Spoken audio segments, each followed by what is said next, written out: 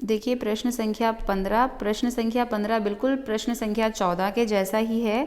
क्या कह रहा है प्रश्न? मेरे पास 300 रुपये मूल्य के ₹1, ₹2 और ₹5 वाले सिक्के हैं। यानी मेरे पास में 1, 2 और 5 रुपये के सिक्के हैं। उनको कुल जोड़ा जाए तो उनका कुल मूल्य कितना होगा? 300 रुपये हैं टोटल, उनको जोड़े तो। अब सिक्कों की संख्या कितनी है वो इसमें हमको बताया गया है। आगे देखिए, ₹2 वाले सिक्कों की संख्या 5 रुपये वाले सिक्कों की संख्या की तिगुनी है और सिक्कों की कुल संख्या 160 है। कुल सिक्के अगर गिने जाए तो 160 सिक्के हैं। मेरे पास प्रत्येक प्रकार के कितने सिक्के हैं? तो हमको बताना है कि 1 रुपये, 2 रुपये और 5 रुपये के अलग अलग जो है सिक्के कितने कितने हैं। कुल सिक्कों की संख्या बता दी है 160 है। अब हमें x मानना है। अब हम x किसको माने? देखिए यहाँ पे दो चीज़ है कि 2 रुपये वाले सिक्कों की संख्या 5 रुपये वाले सिक्कों की संख्या की तिगुनी है। किसकी तिगुनी है? 5 रुपये वाले सिक्कों की संख्या की तिगुनी है। तो हमें किसको मानना है? 5 रुपये वाले सिक्कों की संख्या को हमको क्या मान लेना है? x मान लेना है। 5 रुपये वाले सिक्कों की संख्या कितनी हमने मान ली? x। हमने इसी को x क्यों माना? 2 रुपये वाले सिक्कों की संख्या को x क्यों नहीं माना? क्योंकि देखिए 2 रुपये वाले, इसमें क्या कहा गया है? लैंग्वेज को पढ़ के हमको मानना है, किसको हमें माने। तो देखिए आपको प्रश्न पढ़ते ही समझ में आ जाएगा अगर आप थोड़ा सा ध्यान से पढ़ते हैं तो, कि 2 रुपये वाले सिक्कों की संख्या 5 रुपये वाले सिक्कों की संख्या की तिगुनी है। अगर हमने 5 रुपये वालों की संख्या को x मान लिया तो 2 रुपये वाले सिक्कों की संख्या कितनी हो जाएगी? देखो क्या बोला है? 2 रुपये वाले सिक्कों की संख्या 5 वालों की संख्या की तिगुनी, यानी ये है 3x। यानी अगर हम इसको x मान लेते हैं तो ये हमारे पास ऑटोमेटिक ही इसका मान कितना आ जाएगा? 3x। ठीक है, ये हमने मान लिया। अब 3 प्रकार के सिक्के थे हमारे पास में, 1 रुपये का, 2 रुपये का और 5 रुपये का। 5 वाला तो हो गया, 2 वाला भी हो गया। अब 1 रुपये वाले सिक्के कितने होंगे? 1 रुपये वाले सिक्कों की संख्या कितनी होगी? देखिए कुल सिक्के हैं 160। 160 में से 5 के तो हो गए x, 2 के हो गए 3x। अब 1 रुपये वाले कितने बचे? 1 रुपये वाले कितने बचे? ऐसे तो हमको पता नहीं चल रहा है, तो हम क्या कर देते हैं? टोटल सिक्के हैं 160।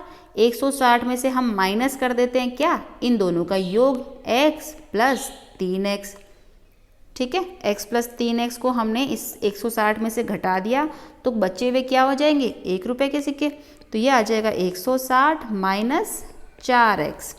ये हो गया 1 रुपये वाले सिक्कों की संख्या। तो अब देखिए हम अलग अलग निकाल देते हैं। क्या क्या निकाल दें हम? कि 1 रुपये वाले सिक्कों का मूल्य, 1 रुपये वाले सिक्कों का मूल्य हमको निकालना है। 1 रुपये वाले सिक्कों का मूल्य कितना हो जाएगा? 160 माइनस 4x तो सिक्कों की संख्या है। 1 रुपये वाले सिक्के का मूल्य निकालना है तो गुणा 1 हो जाएगा। ठीक है, फिर हम निकाल देते हैं 2 रुपये वाले सिक्कों का मूल्य। 2 रुपये वाले सिक्कों का मूल्य कितना होगा? संख्या तो है 3x और 2 रुपये वाला यानी गुणा 2, तो 3 दूनी 6x। और फिर है 5 रुपये वाले सिक्कों का मूल्य। तो 5 रुपये वाले सिक्कों का मूल्य कितना हो जाएगा? संख्या तो है x और गुणा 5 कर रहे हैं तो ये हो जाएगा 5x। तो ये हमने अलग अलग का मूल्य निकाल दिया। अब प्रश्नानुसार, अकॉर्डिंग टू क्वेश्चन, प्रश्न क्या कह रहा है कि कुल सिक्कों की संख्या जो है वो कितनी है? प्रश्न में हमको क्या कहा है? मेरे पास 300 रुपये मूल्य के सिक्के हैं। तो हमने अलग अलग सिक्कों का मूल्य निकाल दिया। ये हमने अलग अलग मूल्य निकाल दिया। इस मूल्य को जोड़ के हम कितने के बराबर रख दें? 300 के बराबर। क्यों? क्योंकि प्रश्न में कहा है कि मेरे पास में कुल जो सिक्के हैं उनका मूल्य कितना है? 300। तो मैं क्या कर दूंगी? इन तीनों का योग कर दूंगी। तो ये 160 माइनस 4x गुणा 1, तो 1 से गुणा करेंगे तो वापस यही आएगा 160 minus 4x plus 6x plus 5x बराबर कुल मूल्य कितना है उनका? 300। ये भी हमारा तीनों का अलग अलग मूल्य था और तीनों के अलग अलग मूल्यों को जोड़ के प्रश्न में कहा है कि इनका मूल्य जो है 300 है, तो मैंने 300 के बराबर रख दिया। अब हम इसको ब्रैकेट खोल के हल कर लेते हैं। 160 minus 4x plus 6x plus 5x बराबर 300। अब क्या करें हम, चर वाली राशियों को एक तरफ और अचर राशियों को एक तरफ, और चर वाली राशियां आपस में जुड़ती या घटती है, तो ये 4x 6x और 5x जो है आपस में जुड़ेंगी या घटेगी। तो देखिए 2 तो यहाँ पे प्लस की है, 6x और 5x, तो 6 और 5 हो गए 11x।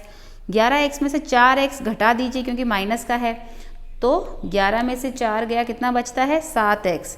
7x तो यहाँ बचता है और ये 7x प्लस का बचता है, और यहाँ पे ये 160 बराबर 300।